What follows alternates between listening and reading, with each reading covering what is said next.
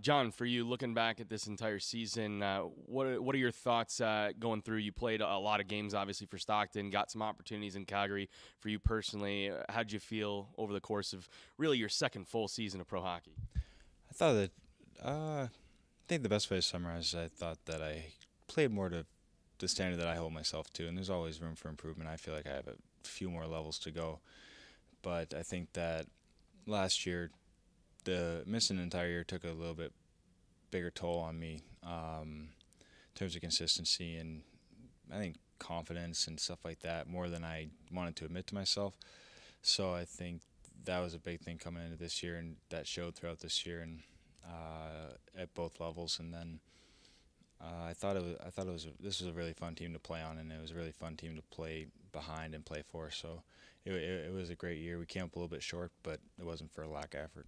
Yeah, I think that can be said for the entire team, but when you look at playing meaningful hockey till the very, very last game of the season, and you backstop the team and the tail end here after you came down from Calgary when their season ended to give your team an opportunity to do this, does it feel good that your team battled so hard to take it to the final game of the season for a chance at the playoffs?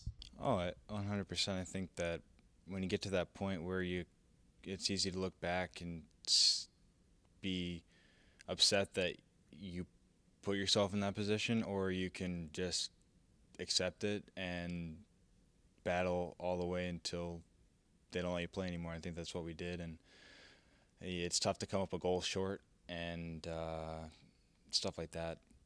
But like I said, it wasn't for a lack of character, it wasn't for a lack of effort, and it was really, really, really fun to play with this group of guys. You had a really good defense in front of you this season, guys that could play both really 200 feet. I think everyone had their opportunities offensively and stuff. So when you look at your defense, I know goaltenders always have a good relationship with those guys because they help you out at times, but you feel like especially the younger guys like Rasmus and Oliver really kind of took a step forward in their games as well and helped you guys out to win some games down the stretch. Yeah, I think that decor. I've been very fortunate to always have a good decor in front of me, and this year was no exception. It was really fun. I say play for these guys because they're blocking shots, they're sacrificing chest, face, doesn't matter what it is, and just working their butts off. And so I think that if they end up making a mistake, it's my job to cover for them because they cover for me countless times, and that's how I try to approach it. And I think that as a group, they did a fantastic job this year, and it was a lot of fun.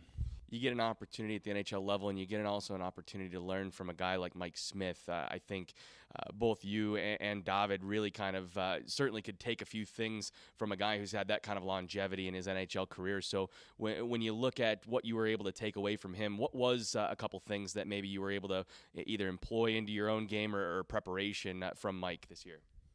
I think that a guy like Smitty can teach anyone a lot of different things. And first of all, the first thing you notice is kind of how he carries himself, and just starts with being a good person. I think that's what I've always strived. I've always strived for is that who we are as hockey players. At the end of the day, great and all, but you gotta treat people with respect. Gotta have the best attitude you can every day and stuff like that. And I think that's the main thing that I took away from Smitty. And in terms of on ice, you try to take little things from each goal you watch, but the second you start trying to play too much like someone else, you kind of get your mind in a pretzel. So took some little things from Smitty on the ice, the way he manages depth, the way he plays the puck to a certain extent, just because the amount of bravery required to play the puck like him is not something I really ever plan on having. It's pretty impressive to watch, and so there are little tidbits, but I think the bulk of what I took from him was off the ice. You going into another important offseason for you, looking to make now the full jump to the National Hockey League. So, in terms of your on ice and off ice preparations for next season, what's going to be your focus going into next year? Just keep improving on everything. I think that, like I said, I got back to more of the level of play that I expected myself, and that was due to a lot of tweaking, a lot of refinement last summer, and continue that way. And just I mean, now it's tough to have such a long off season, so it's about work first and foremost, but then about managing that and not burning yourself out before the year even starts. So it's going to be a good balance, and I'm looking forward to it. What was the message from the Calgary Brass and from your coaching staff here in terms of your season as a whole? Pretty pleased with the way you were able to keep your team in games and always give the team a chance to win? I'd say so. In terms of that stuff, I think that most of the messages are better kept behind closed doors, but I think that what you just said sums it up for the most part.